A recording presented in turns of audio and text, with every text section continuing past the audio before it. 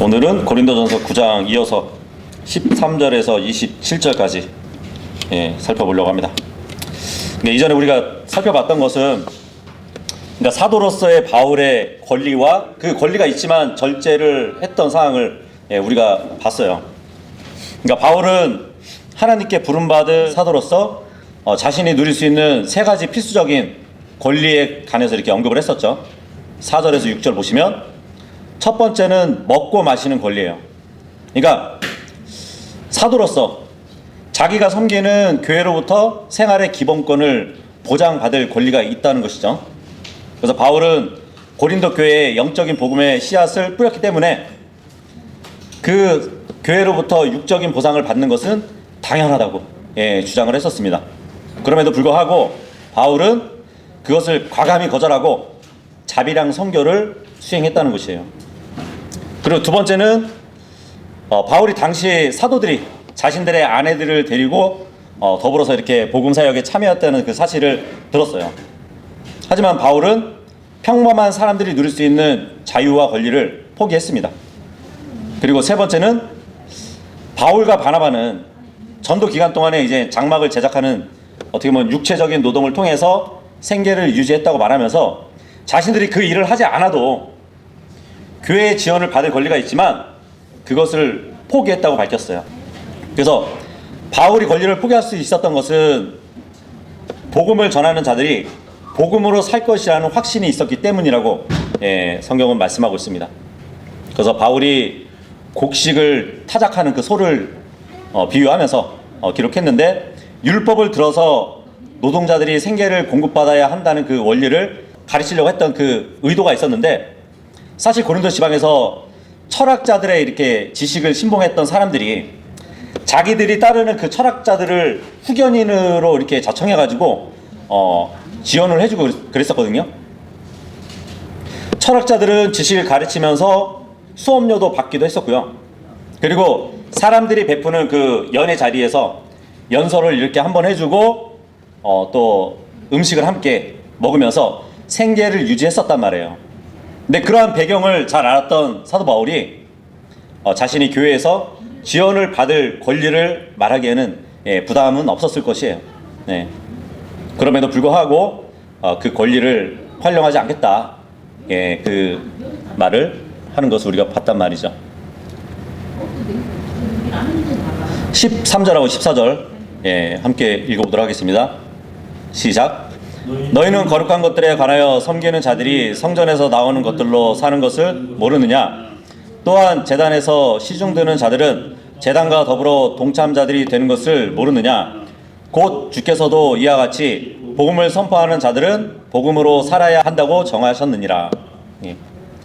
여기 거룩한 것들에 관하여 섬기는 자들, 그러니까 성전에서 그 신성한 물건 안에 있는 거룩한 기물들을 돌봤잖아요. 성전을 깨끗하게 보존하고 뭐 기름이나 향유 같은 그런 성소 물품을 준비하는 일을 했었는데, 그들 중에서도 이제 성전 봉사를 위한 뭐 음악가들도 있었고요. 근데 지금 본문에서 바울이 구약에서 언급된 제사 의식의 신뢰를 이렇게 들어가지고 신약의 교회가 복음 사역자들에게 물질을 공급할 의무가 있다는 그 사실을 말해주고 있는 것이에요. 이스라엘의 제사장들이 제단 위에 짐승을 올려놓고 주님께 드리고 나서 남은 고기 중에 일부를 그들의 몫으로 할당받아가지고 생계를 유지했었단 말이에요. 그와 같은 권리가 우리한테 있다, 그렇게 얘기를 했단 말이죠. 그래서 바울이 자신의 권한을 주장할 수 있는 이러한 객관적이고 또 합법적이라는 것을 이렇게 보여주지만, 바울은 자신의 권리를 자제했다고 강조했다는 것입니다. 그러니까 바울이 유대인들을 잘 알았잖아요.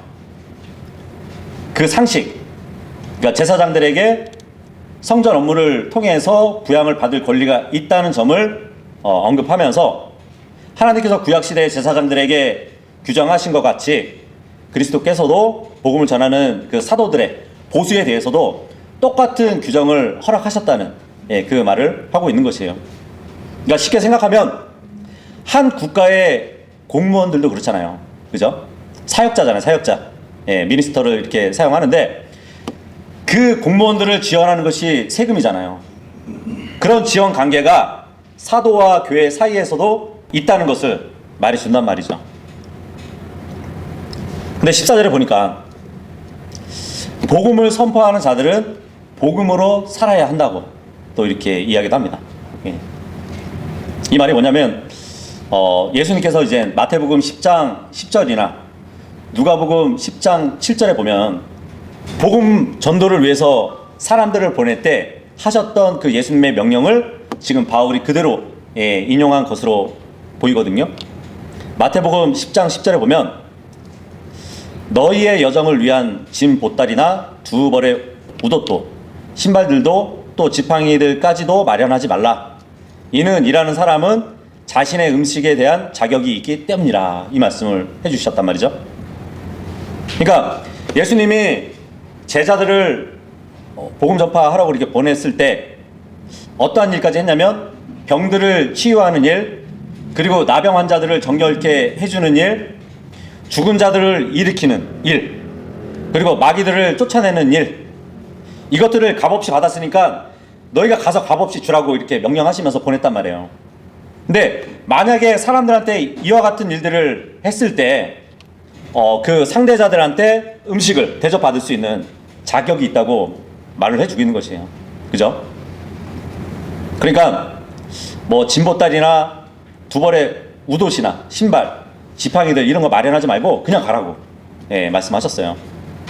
이때 이제 왕국 복음을 전하면서 제자들에게 도움을 받거나 병 고침을 받은 그 사람들이 제자들의 생필품들을 공급하게 될 것이라고 그런 사실을 말해준단 말이죠. 그래서 복음을 선포하는 자들은 복음으로 살아야 된다. 이 말이에요. 그리고 누가복음 10장 7절에도 보면 비슷한 말씀이 있는데, 그리고 바로 그 집에 남아 있으면서 그들이 주는 대로 그것들을 먹고 마시라. 이는 수고한 자들은 자신의 품값을 받을 자격이 있기 때문이라. 이 집에서 저 집으로 다니지 말라. 이 말씀을 해주셨어요. 그러니까 제자들이 세상에 나가서 말씀을 가르치는 일에 대한 보답으로 의식주의 문제를 해결받을 권리가 있다는 말씀을 해주고 있는 것이에요. 그런데 제자들이 물질적인 제공을 받는 것이 뭐 상전으로서 받는 것이 아니라 일꾼으로서 받는 대가라는 사실이에요. 그 제자들이 받는 물질적 대가는 풍요를 위해서가 아니라 생계를 위해서라는 것이에요. 이와 같이 바울은 자신의 권리에 대해서 조금 더 의심이 없었지만 고린도 성도들에게 그것을 요구하려 하지 않는다고 그렇게 말을 했던 것이에요. 15절에서 17절 읽겠습니다. 시작. 그러나 나는 이런 것들을 전혀 사용하지 않았노라. 또한 나는 이런 것들을 기록하여 그 권한이 나에게 그와 같이 이행되어야 한다고 하지 않았노라. 이는 혹 누구라도 나의 자랑을 헛된 것으로 만드느니 내가 죽는 것이 더 낫기 때문이라. 이는 내가 복음을 선포해도 나에게는 자랑할 것이 아무것도 없기 때문이라. 이는 불가피한 일이 나에게 맡겨졌기 때문이라. 만일 내가 복음을 선포하지 않는다면 진정 나에게 화가 있도다. 이는 만일 내가 이것을 자원하여 한다면 나에게 보상이 있으나 설령 내 뜻에 반하여 할지라도 복음의 분배 사역이 나에게 위임되었기 때문이라. 바울은 자신의 권리를 전혀 주장하지 않았다고 이렇게 설명을 해주고 있죠. 그리고 고린도 교회에게 재정적인 지원을 받으려고 현재 이 편지를 쓰는 것도 아니었어요. 바울이 정말 원했다면 고린도 성도들은 분명히 기꺼이 바울을 후원했을 것이에요. 근데 바울은 여기서 자신의 권리를 막 주장하지만 그것을 바라는 것으로 오해하지 말라고 지금 당부하고 있는 것이에요. 그리고 누구라도 나의 자랑을 헛된 것으로 만들 수도 있다고 우려를 하고 있습니다. 그러니까 바울은 아무 보상 없이 복음을 전파하면서도 자신을 의심하는 많은 사람들로부터 스스로 방어할 수 있었던 것이에요. 이렇게 물질적인 공급 없이 교회를 위해서 일한다는 것은 이 바울이 전한 복음이 순수했다는 것을 지금 입증해 주고 있거든요. 그리고 바울이 그것이 자랑이었고 영광이었다고 말하고 있는 것이에요. 바울은 자신이 죽는 한이 있어도 고린도 성도들에게 경제적인 짐을 주지 않겠다고 말을 하고 있어요. 그래서 바울은 여기 고린도에 있을 때 겪었던 여러 가지 생생한 경험들을 기억하면서 순수하게 교회를 섬긴 자신을 정말 알아주지 못하는 그 성도들의 섭섭함을 가지고 격한 감정이 나와서 내 사역을 헛되게 만든다면 내가 죽는 것이 더 낫기 때문이라고 하면서 어떻게 보면 좀 파격적인 언어를 사용하고 있어요. 물론 사도 바울이 고린도 교회 앞에서 복음 사역을 감당했다는 것도 자랑할 게 못 된다고 하고 있습니다. 그러니까 바울은 당연하기 때문에 내가 피할 수 없는 사역이기 때문에 전한 것이어서 사실 자랑할 게 못 된다고 얘기하고 있는 것이에요. 물론 복음 사역에 있어서 그 일을 통해서 갖는 영적인 기쁨이나 즐거움과 보람이 있었겠지만 그것보다는 그리스도로부터 주어진 그 사명이고 불가피하게 하지 않으면 안 될 일이었기 때문에 그렇게 인식하고 그 일을 했기 때문에 자랑할 게 못 된다고 말을 하고 있는 것이에요. 그게 어느 정도냐면 만일 복음을 선포하지 않는다면 진정 화가 있을 정도로 복음 사역의 사명이 자신에게서 시작된 것이 아니라 주님께로부터 온 사명이기 때문에 중대한 임무였고 또 그 주님의 보내심을 받은 자신으로서 신실해야 했음을 지금 말해주고 있는 것이에요. 근데 이제 어떤 분들은 이 말씀을 가지고 복음을 선포하지 않으면 화가 있을 것이라고 말씀하시는 분들이 있잖아요. 물론 자신의 생명을 버리고 나를 구원해 주신 그 주님의 은혜를 불신자들에게 전하는 일은 당연히 전해야 할 각자의 사명이에요. 그런데 뭐 어느 정도를 해야 화가 없고 어느 정도를 하지 않아야 화가 있을까요? 지금 바울이 내가 복음을 선포하지 않는다면 정말 진정 화가 있다는 이 말은 자신의 사역에 한정해서 말을 하고 있는 것이에요. 그러니까 바울은 부르심에 있어서 다른 사도들과 큰 차이점이 있었다는 것이죠. 그러니까 바울에게 위임된 사역은 17절에 보면은 복음의 분배 사역이었어요. 이 복음은 무슨 복음이냐면 은혜의 복음이라고 우리가 알고 있죠.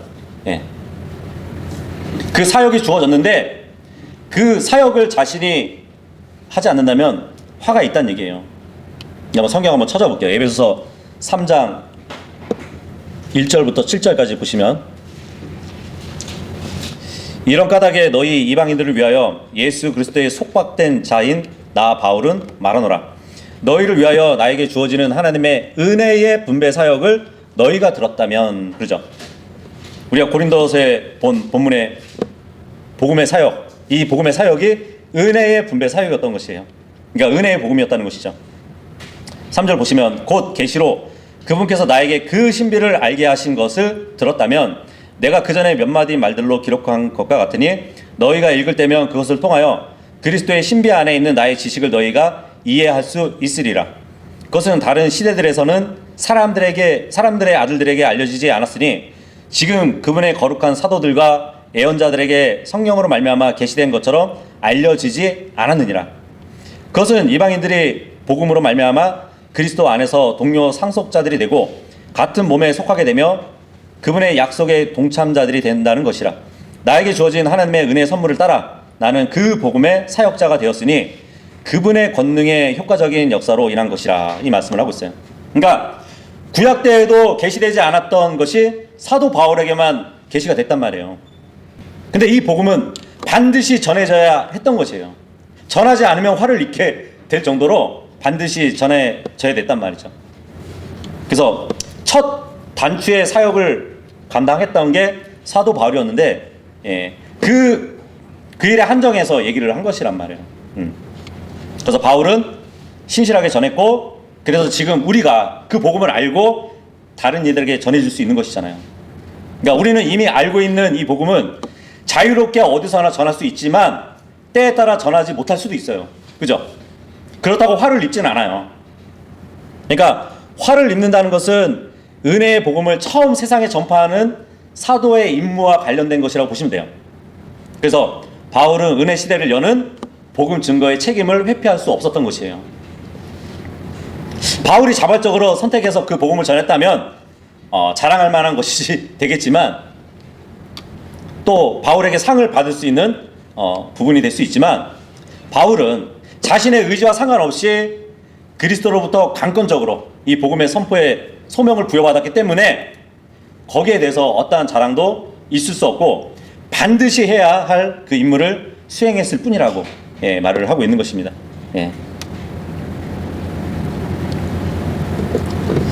18절하고 19절이요. 읽겠습니다. 시작. 그렇다면 나의 보상은 무엇이냐? 진실로 내가 복음을 선포할 때 내가 그리스도의 복음이 값없이 선포되도록 하여 복음 안에 있는 나의 권한을 내가 남용하지 않는 것이라. 이는 내가 모든 사람들로부터 자유로울지라도 여전히 내가 모두에게 나 자신을 종으로 만들었기 때문이니 내가 더 많은 이들을 얻으려 함이라. 만일 바울이 자신이 복음을 증거한다는 그 사실 때문에 자랑할 수 없다면 무엇을 자랑할 수 있었을까요? 그것은 바로 복음을 선포하는데 값없이 증거하는 것으로 자랑할 수 있었다는 것이에요. 이것이야말로 이제 바울이 자유롭게 선택할 수 있는 것이었습니다. 바울이 고린도 도시에서 복음을 전하면서 동시에 자신의 생계비를 벌었었어요. 그죠? 이렇게 복음 선포를 하면서 사용할 수 있는 어떻게 보면 교회에게 지원받는 권리를 사용하지 않고 자신이 직접 생계를 유지하면서 복음을 전한 것은 값없이 전한 복음이에요. 그죠? 그래서 이 사도 바울의 논지를 요약해 본다면 바울은 의무적인 것과 선택적인 것을 지금 구분하고 있다는 사실이에요. 물론 내가 강권적으로 주님께 부여받은 복음 사역이지만 그 복음 선포에 있어서 바울은 결코 억지로 하지 않았다는 얘기를 하고 있습니다. 오히려 기쁨으로 복음 증거를 했다는 얘기예요. 자기 생계를 유지하면서까지도 그 복음을 전했다는 것은 기쁨으로 했다는 것이거든요. 물론 이제 엄숙한 책임감을 가지고 있었겠죠. 그래서 이와 같은 복음 선포의 사명감을 자랑할 이유는 전혀 없었어요.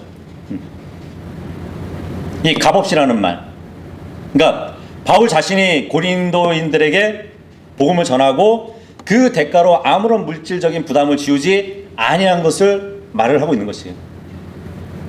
대가를 기대하지 않고 대가를 받지 않고도 복음 선포의 사명을 수행했다고 합니다. 이게 값없이 전한 복음이라는 얘기예요. 근데 사실 종이라는 것도 주인으로부터 먹을 것과 입을 것을 공급받을 권리가 있었거든요. 바울도 그런 권리를 고린도 교회에게 행사할 수 있었지만 바울은 보상을 바라지 않고 자신의 복음 사역을 하는 데 있어서 교회의 지원 권리를 행사하지 않고 복음을 위해서 희생하는 것 자체를 자랑과 보상으로 여겼다는 얘기예요. 20절 읽겠습니다. 시작. 그런즉 유대인들에게 내가 유대인같이 된 것은 내가 유대인들을 얻고자 함이요 율법 아래에 있는 자들에게 율법 아래에 있는 것 같이 된 것은 내가 율법 아래에 있는 자들을 얻고자 함이라. 바울은 베냐민 출신이면서 완벽한 유대인이었어요. 그죠? 근데 그리스도 예수 안에서 그 모든 관습 그리고 명예를 포기한 사람이에요. 그럼에도 20절에 보니까 유대인들에게는 그 유대인을 얻고자 유대인처럼 되었다는 이 말은 사도 바울이 유대인들이 구원 얻는 것을 보고자 모세의 율법 아래로 들어갔다는 것이 아니에요. 예를 들면 이제 바울이 디모데와 디도에게 행한 할례 행위가 있었거든요. 거기서도 이제 잘 나타났는데 예를 들어 디도 같은 경우 할례를 받지 않으면 구원을 받을 수 없다는 주장하는 사람들이 주변에 있었거든요. 그래서 그와 같은 주장을 들었던 사도 바울이 어떻게 보면 하나님의 은혜에 치명적인 공격을 행하는 행위를 인지하고 나서 디도가 할례 받는 것을 거절했어요. 받지 말라고. 할례 받으면은 저 사람들의 말에 굴복하는 것이니까 하지 마라 해가지고 할례를 받지 못하게 했어요. 그런데 디모데 같은 경우는 할례를 받는 것이 구원하고 무관하니까 받아도 된다고 그렇게 얘기를 했었습니다. 만약에 이제 할례를 행하는 그 일이 복음을 널리 증거하는 결과를 초래한다면 디모데 너는 할례를 받아도 된다고 그렇게 얘기했었어요. 어쨌든 바울은 양심이 허락하는 한 유대인들의 간섭과 선입견을 이렇게 따랐다는 것이죠.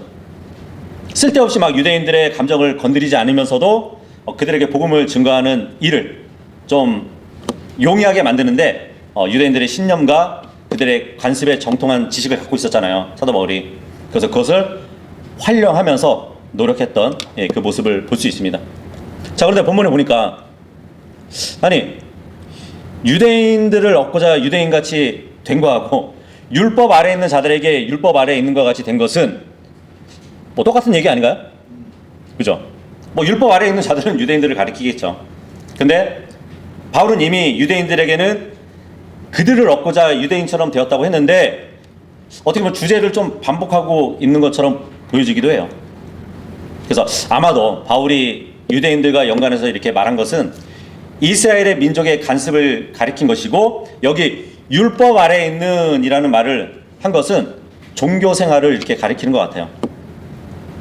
그래서 그 시점에서 이렇게 바울을 설명하자면 유대인으로서 바울은 율법 아래서 출생을 했잖아요. 그래서 바울은 율법을 준수하면서 하나님의 자비를 얻으려 했지만 결국 그렇게 할 수 없다는 것을 깨닫게 되었단 말이에요. 사도 바울은 오히려 율법은 자신이 얼마나 추악한 존재인가를 거울처럼 비추어 주었기 때문에 자신을 추악한 죄인으로 정죄할 뿐이라는 것을 깨달았었어요. 그래서 궁극적으로 이제 바울은 율법은 구원의 길이 아니고 인간에게 그 죄성을 드러내는 하나님의 방법이고 구원자의 필요를 알려주는 하나의 법도라고 이것을 깨달았단 말이에요. 그래서 바울은 예수님을 믿게 됐고 그 결과로 이제 율법의 정죄에서 해방될 수 있었단 말이에요. 근데 자신이 그렇게 깨뜨렸던 율법의 정죄가 갈보리 십자가에 못 박히신 예수님의 그 일로 인해 가지고 그분이 담당하셨다는 진리를 알았다는 것이잖아요. 그래서 회심하고 나서 이제 바울은 율법이 결코 구원의 길이 아니고 더구나 이제 구원받은 성도들의 삶을 위한 하나의 뭐 규칙이 될 수 없다는 것을 깨달았단 말이에요. 율법 아래로 들어갔다는 것. 예. 이것은 예전에는 율법 아래서 하나님을 섬긴 동기가 두려움이었다면 은혜 아래서 그분을 향한 섬김은 사랑의 동기가 있어야 되거든요. 그래서 지금 은혜의 배경을 갖게 된 바울이 율법 아래에 있는 자같이 된 것은 율법 아래에 있는 자들을 얻기 위함인데, 유대인과 함께 있을 때 바울은 사랑을 바탕으로 두고 도덕적인 차원에서 유대인처럼 행동했다는 것을 말해주고 있는 것이에요. 예를 들면 유대인들은 돼지고기를 금기했잖아요. 그죠? 그렇기 때문에 바울은 그들과 같이 돼지고기를 함께 먹지 않았다는 얘기예요. 그렇게 예를 들 수 있겠죠. 유대인들에게 금지된 율법들을 사도 바울도 그들과 같이 행하지 않았다는 얘기예요. 그렇게 해서 유대인들에게 맞춰주었다고 그렇게 볼 수 있을 것 같습니다.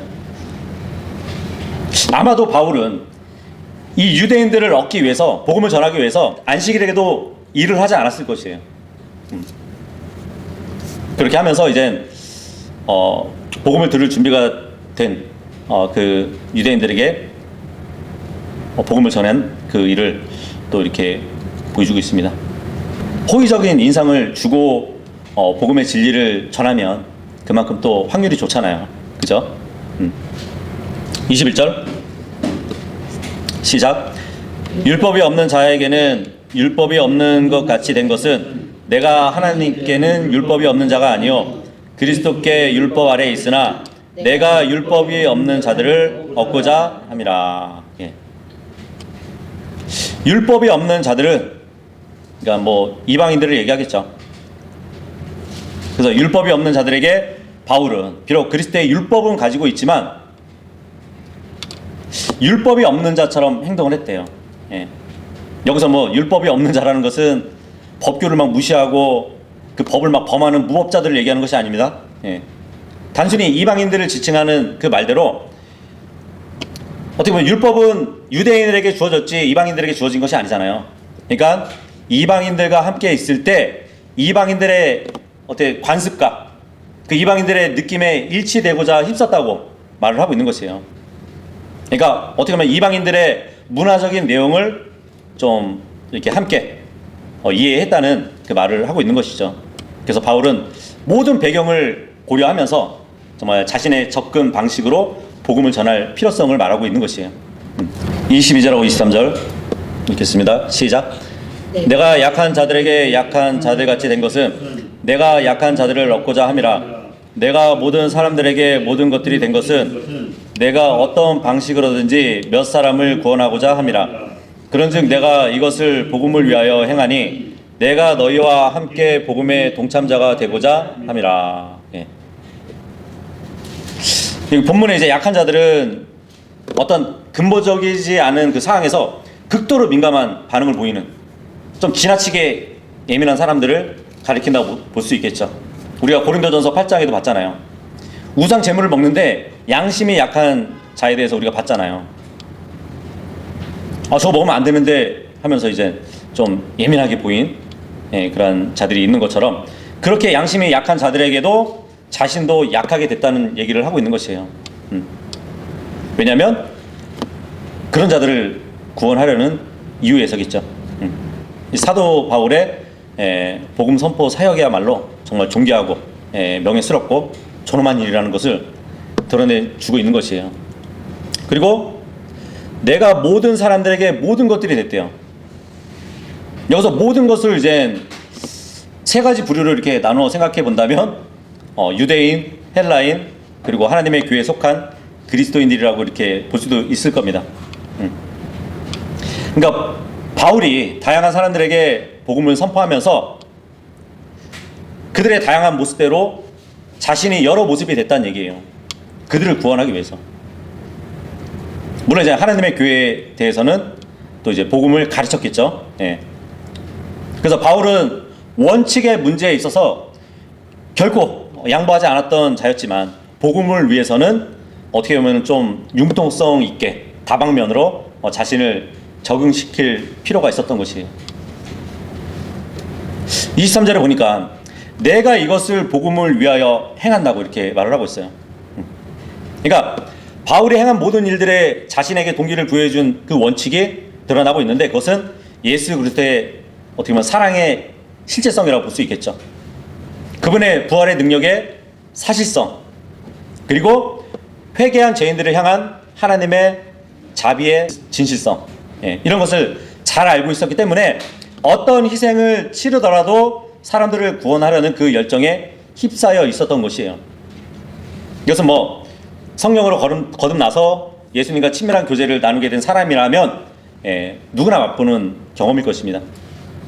그리스도와 사랑에 빠진 사람의 생애에서는 자신의 자아보다는 또 그리스도를 앞세우는 그런 삶을 또 우리가 살기도 하잖아요. 그죠? 그러면서 이제 내가 너희와 함께 복음의 동참자가 되고자 함이라, 이렇게 바울이 이야기하고 있는데, 그러니까 앞절에서 어떻게 자신의 권리를 포기하고 주님의 사역에 헌신하고자 열망했는지 그것을 말해주고 있는 것이에요. 복음을 위해서 그렇게 했다는 얘기예요.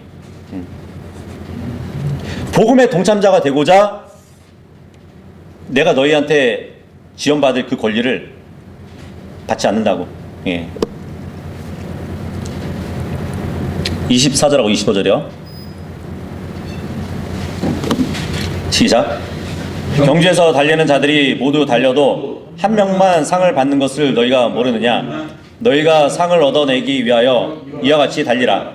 그런즉 우승을 위하여 분투하는 모든 사람마다 모든 것들에서 절제하느니라. 이제 그들은 썩을 수 있는 왕관을 얻어내기 위해 그것을 행하나 우리는 썩을 수 없는 왕관을 얻어내기 위해 행하느니라.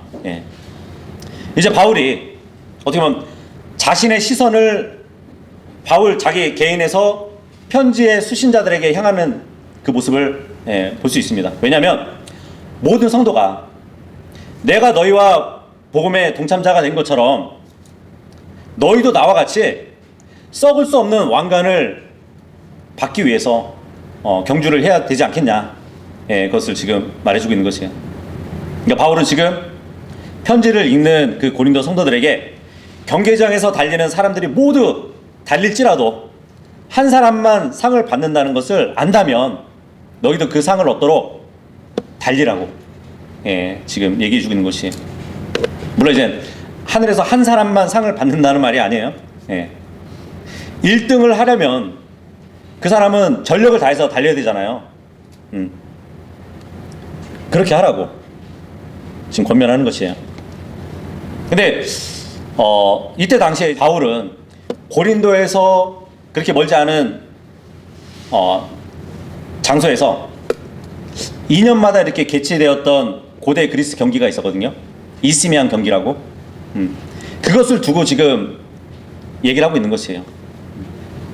그러니까 고린도 지역에 있는 성도들은 이 이스미안 경기를 너무도 잘 알고 있었기 때문에 쉽게 이해시키기 위해서 그 배경을 염두에 두고 얘기하고 있는 것이에요. 많은 사람이 경기장에서 달린다 해도 모든 선수가 다 상을 얻는 것이 아니라고 고린도 성도들에게 이야기했을 때는 잘 받아들였을 것이에요.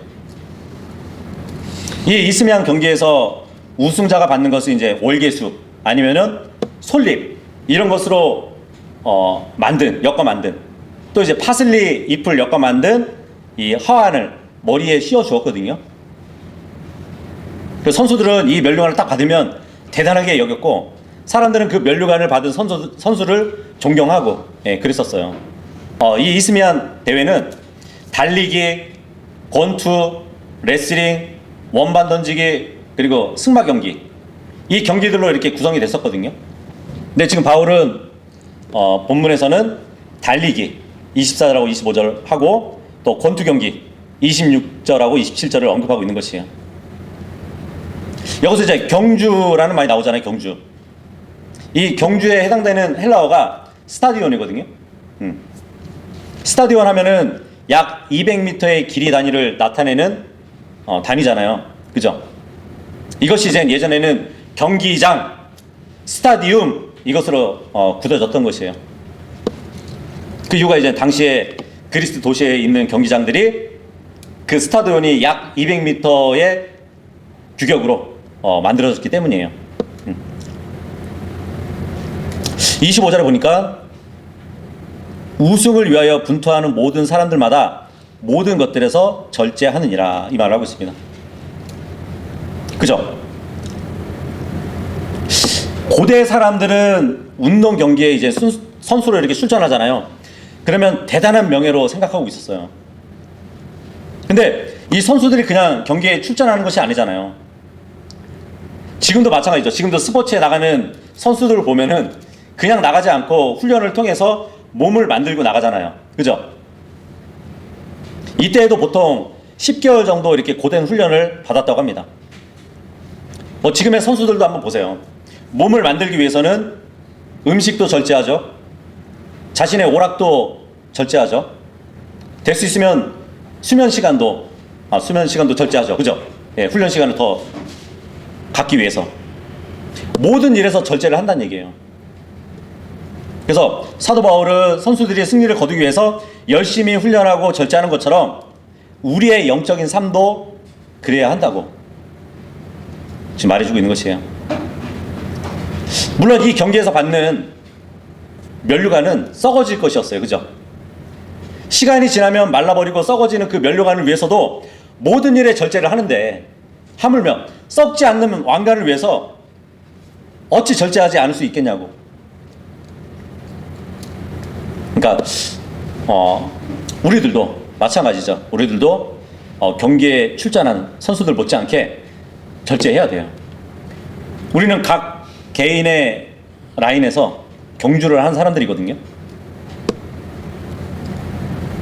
그 신앙생활을 건강하게 하기 위해서는 선수가 몸을 건강하게 만드는 것처럼 우리의 영적인 건강도 훈련을 해야 된다는 것이에요.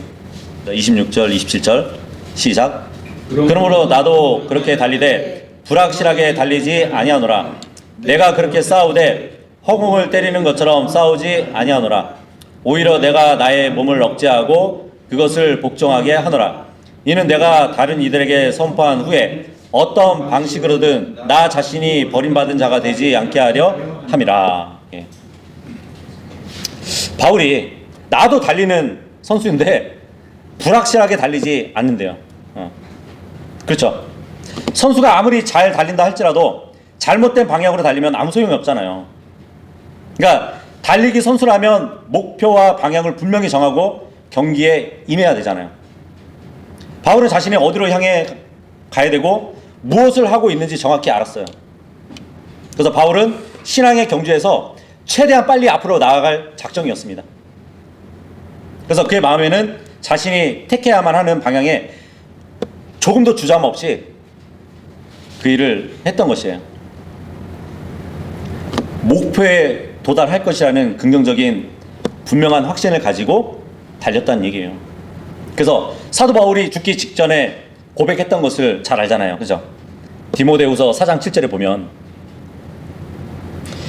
신앙의 경주를 달렸던 사도 바울의 마지막 말을 한번 보세요.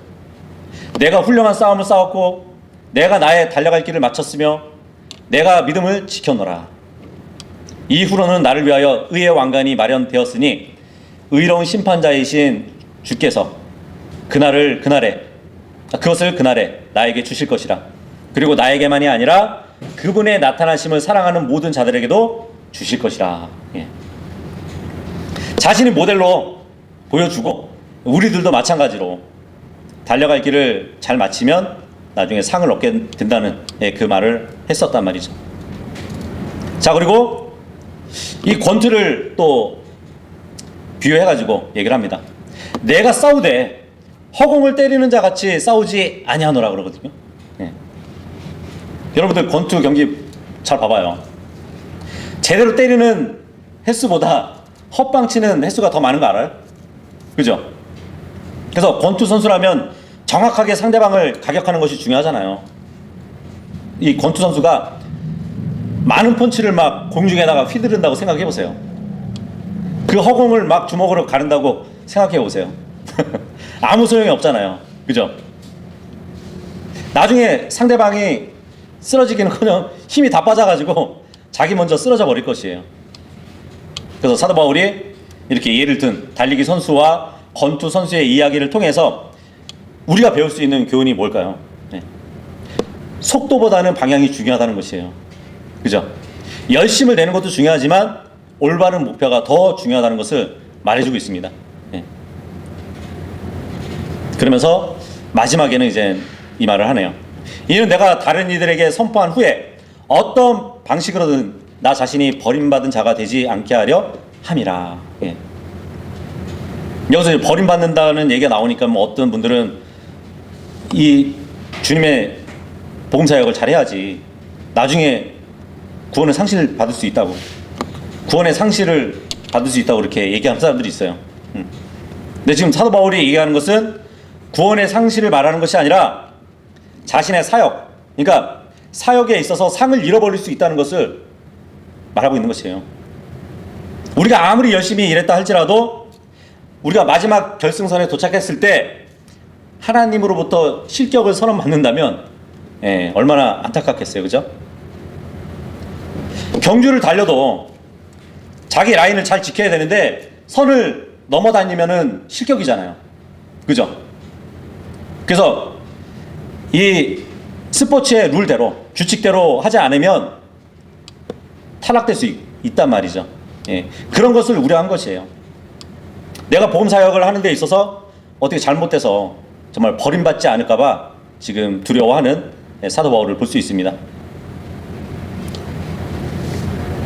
그래서 마지막으로 정말 우리가 우리의 신앙생활을 점검해 봐야 돼요. 우리의 방향이 올바르지 않은지를 점검해 봐야 될 것입니다. 뭐 우리가 상을 받기 위해서 필요한 것들이 많이 있지만 그 중에서도 절제가 꼭 필요하다는 것이에요. 8장하고 9장에서 우리가 사도 바울을 통해서 배울 것은 자유의 절제하고 권리의 절제예요. 그죠? 그러니까 날마다 훈련을 통해서 우리가 절제를 배우고 성령님의 도우심으로 인해서 절제의 열매를 맺어야 된다는 것이에요.